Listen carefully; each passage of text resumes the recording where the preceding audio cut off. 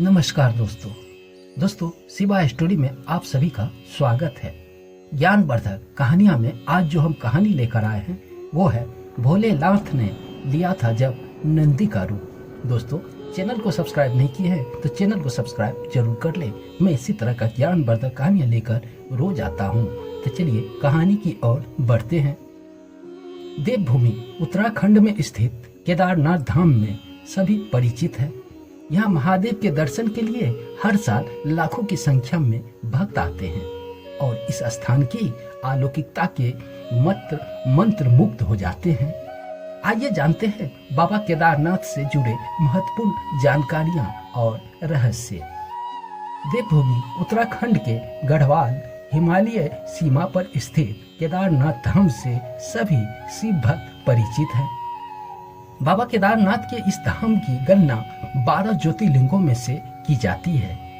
इस धाम की विशेषता यह है कि यहाँ साल में 6 महीने मंदिर की कपाट खुलते हैं और बाकी दिन भक्तों के लिए यह कपाट बंद कर दिया जाता है।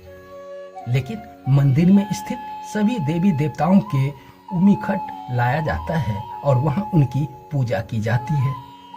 हिमालय की गोद में स्थित इस धाम के दर्शन करने के लिए देश विदेश से श्रद्धालु लाखों की संख्या में यहाँ आते हैं। साथ ही इस स्थान की अलौकिकता को देखकर मंद मुग्ध हो जाते हैं। मान्यता यह है कि बाबा केदारनाथ के दर्शन के बाद ही बाबा बद्रीनाथ के दर्शन करने की मान्यता है, अन्यथा यहाँ की गई पूजा निष्फल हो जाती है। इसके साथ ही धार्मिक ग्रंथों में यह भी बात बताया गया है कि यहाँ बाबा केदारनाथ सहित नर नारायण की दर्शन करने से सभी पाप मुक्त हो जाते हैं और अंत में मोक्ष की प्राप्ति होती है। आइए जानते हैं केदारनाथ धाम से जुड़ी रोचक कथाएं और रहस्यों के विषय में।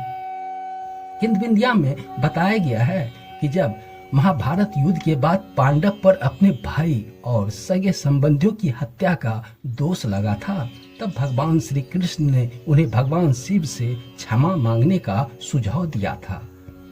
लेकिन शिव की पांडव को क्षमा नहीं करना चाहते थे, इसलिए उन्होंने 5 पांडव को नजर में न आने के लिए बैल यानी कि नंदी का रूप धारण कर लिया था और पहाड़ों में मौजूद मलेशियों में छिप गए थे।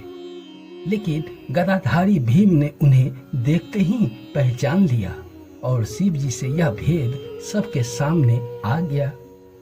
लेकिन जब भोलेनाथ ने वहां से भी किसी अन्य स्थान पर जाने की कोशिश की, तब भीम ने उन्हें रोक लिया और शिव जी को उन्हें क्षमा करने को कहा। बता दें कि जिस स्थान पर पांडव शंकर जी से मिले थे, उस स्थान को गुप्त काशी के रूप में जाना जाता है। लेकिन कुछ ही समय बाद गुप्त काशी भी भोलेनाथ अदृश्य हो गए और 5 सिद्ध रूपों में प्रकट हुए। वह 5 रूप हैं केदारनाथ धाम उनके कुल्हे तथा रुद्रनाथ में उनका मुख मौजूद है, तुगलनाथ में हाथ और मधवेश्वर में उनका पेट मौजूद है, महादेव की जटा कपिलेश्वर में मौजूद है। इन 5 सिद्ध स्थानों को पंच केदार के नाम से भी जाना जाता है। भगवान शिव का यह भव्य मंदिर मंदाकिनी नदी के घाट पर स्थित है। मंदिर के गर्भगृह में हर समय अंधकार रहता है और दीपक के मध्य में भोलेनाथ के दर्शन किए जाते हैं। यहाँ स्थापित शिवलिंग स्वयं शंभु, जिस वजह से इस स्थान का महत्व है और अधिक बढ़ता जाता है। शास्त्रों में बताया गया है कि केदारनाथ धाम में सबसे पहले मंदिर का निर्माण 5 पांडव ने ही किया था, लेकिन वह समय के साथ विलुप्त हो गए। फिर आदि गुरु शंकराचार्य जी ने इस मंदिर का पुनः निर्माण किया। खास बात यह है कि उनकी समाधि भी इन मंदिर के पीछे ही उपस्थित है।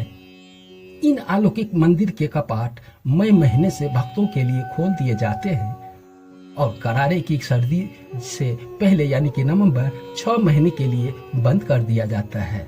ऐसा इसलिए क्योंकि यहाँ ठंड को सहन करना साधारण व्यक्तियों के लिए संभव नहीं है। इसके लिए साथ ही इस मंदिर के संदर्भ में पुराणों में यह भविष्यवाणी भी की गई है कि एक समय ऐसा आएगा जब केदारनाथ धाम का समूचा क्षेत्र और तीर्थ स्थल लुप्त हो जाएगा। यह तब होगा जब दिन नर नारायण पर्वत एक दूसरे से मिलने लगेंगे, तब इस धाम का मार्ग बंद हो जाएगा। दोस्तों, यह कहानी पसंद आई हो तो चैनल को सब्सक्राइब जरूर कर ले। मैं इसी तरह का ज्ञानवर्धक बातें लेकर रोज आता हूँ। धन्यवाद।